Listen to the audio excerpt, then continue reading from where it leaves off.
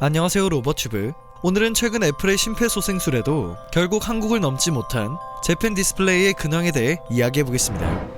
삼성과 LG의 타도를 외치며 정부의 지원을 받아 탄생한 기업, 바로 재팬 디스플레이입니다. 약자로 JDI라고 불리우는 기업이죠. 한국 디스플레이 기술력을 따라잡기 위해 소니, 히타치, 도시바 무려 3개의 기업이 통합하며 야심차게 설립된 회사인데요. 결국 7년 만에 매각 신세가 되어버렸다고 합니다. 재팬 디스플레이는 이른바 일장기 액정연합으로 불렸습니다. 한국 디스플레이 산업에 대항하기 위해 얼마나 야심차게 출범을 했는지 알 수 있는 부분입니다.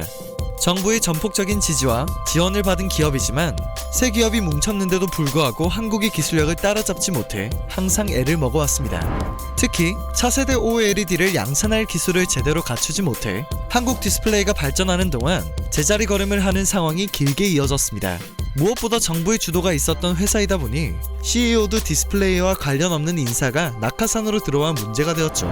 회사에서 적자가 나더라도 일본 정부에서 자금을 지원할 것이기에 자신들을 버릴 수 없다는 자만감 때문에 기업 운영 자체가 해이해졌다고 전해집니다.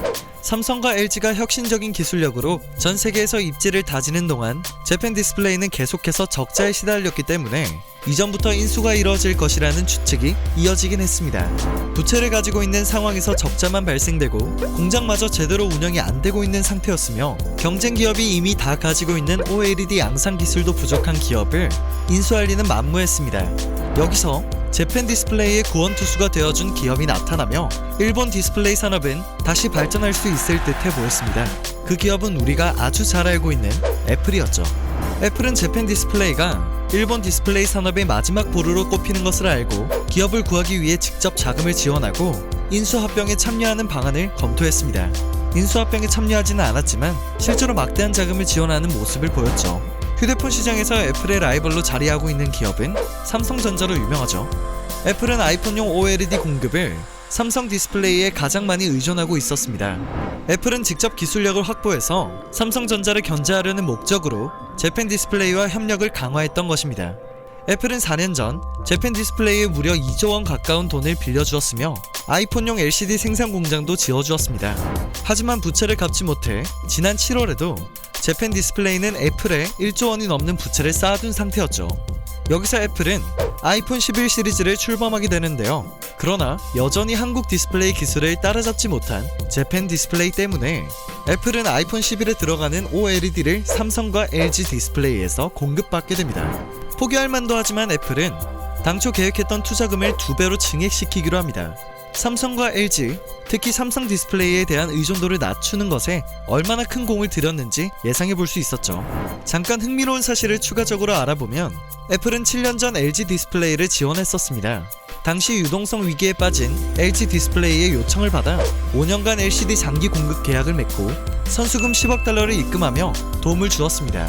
장기 공급 계약 때문이기도 하지만 이것도 삼성 디스플레이를 견제하기 위한 행동이었다고 추측해 볼 수 있는데요. LG 디스플레이가 현재 엄청난 성장을 이루었기 때문에 재팬 디스플레이도 지원을 해준다면 재기가 가능할 것이라고 생각한 것이 아닐까 싶습니다. 잘못돼도 너무 잘못된 선택을 한 게 아닐까 싶네요. 한국을 잡겠다는 포부를 밝혔던 재팬 디스플레이입니다. 기술을 발전시키는데 밤을 새도 모자랄 판이었지만 지난 11월 21일 횡령사건까지 터지면서 기업의 이미지마저 나락으로 떨어지게 되었습니다. 정부의 지원이 있었던 기업이기에 일본 자민당이 권력을 잡고 있는 이상 쉽게 망하지는 않을 것이라는 말이 있었지만 결국 답이 안 나오는 짐덩어리 회사가 되어버렸습니다. 일본 정부의 주도로 설립된 기업이다 보니 회사를 포기할 경우 정치계는 물론 일본 국민들의 비난을 받을 것이 뻔했습니다. 그래서 적자를 자국민들의 세금으로 메꾸는 어이없는 사태까지 발생했었기에 현재 일본은 계속해서 경제 침체로 들어서고 있는 것이죠. 오늘 알아본 내용은 유익하셨나요? 늘 새롭고 정확한 사회 이슈로 찾아뵙는 로버튜브 되겠습니다. 마지막까지 봐주셔서 감사합니다.